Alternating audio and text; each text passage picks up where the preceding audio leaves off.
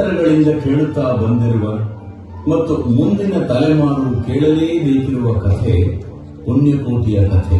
ಇದು ಸತ್ಯದ ಕಥೆ, ಇದು ಪ್ರಾಮಾಣಿಕತೆಯ ಕಥೆ.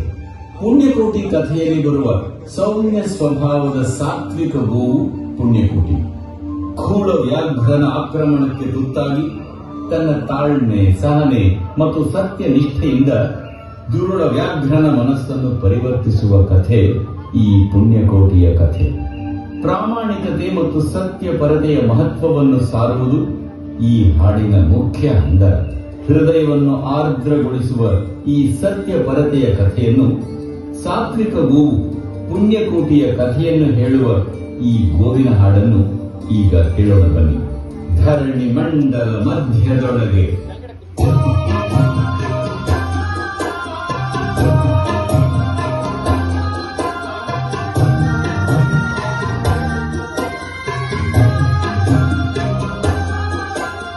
ಧರಣಿ ಮಂಡಲ ಮಧ್ಯದೊಳಗೆ ಮೆರೆಯುತ್ತಿಹ ಕರ್ನಾಟ ದೇಶದೊಳಿರುವ ಕಾಳಿಂಗನೆಂಬ ಕೊಲ್ಲನ ಪರಿಯನಾದಿತು ಬೇರ್ವೆನು.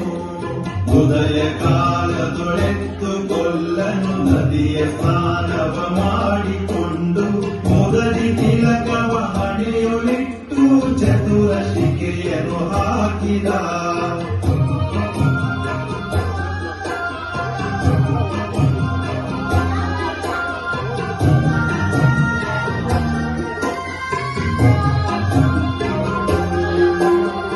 ಎಳೆಯ ಮಾವಿನ ಮರದ ಕೆಳಗೆ ಕೊಳಲನು ದುರಗೊಲ್ಲ ಗೌಡನು ಬಳಸಿಯಿಂದ ತುರುಗಳನ್ನು ಬಳಿಗೆ ಕರೆದನು ಹರುಷನೇ.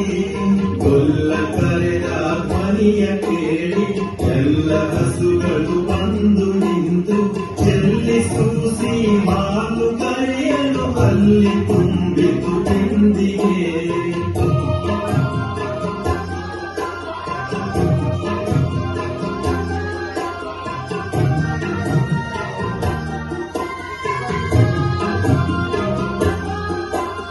ಹಬ್ಬಿದ ಮಲೆ ಮಧ್ಯದೊಳಗೆ ಅದ್ಭುತಾನೆಂದೆಂಬ ವ್ಯಾಘ್ರನು ಅಬ್ಬರಿಸಿ ಹಸಿದು ಬೆಟ್ಟದ ಕಿಕ್ಕಿಯೊಳು ತಾನಿದ್ದನು. ಪುಣ್ಯಕೋಟಿ ಎಂಬ ಗೋವು ತನ್ನ ಕಂದನ ನೆನೆದುಕೊಂಡು ಮುನ್ನ ಹಾಡಲು ಕೊಡುವೆನೆನು ತಾ ಚಂದ ಕರಿತ ಬರುತ್ತಿದೆ.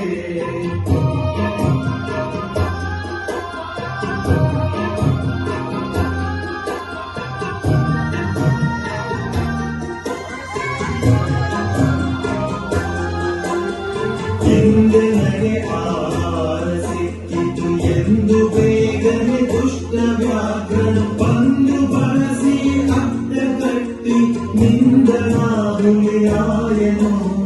ಮೇಲೆ ಬಿದ್ದು ನಿನ್ನ ನೀಗನೆ ಬೀಳು ಹೊಯ್ವೆನು ನಿನ್ನ ಹೊಟ್ಟೆಯ ಸೀಳಿ ಬಿಡುವೆನು ಎನ್ನುತ್ತ ಕೋಪದಿ ಕೂಳ ವ್ಯಾಘ್ರನು ಕೂಗಲು.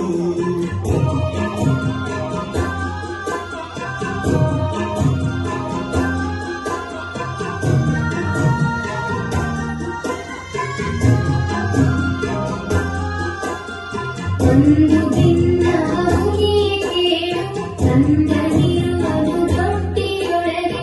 ಒಂದು ನಿಮಿಷದಿ ತುಲೆಯ ಕೊಟ್ಟು ಬಂದು ಸೇರುವೆ ನೀನೇ.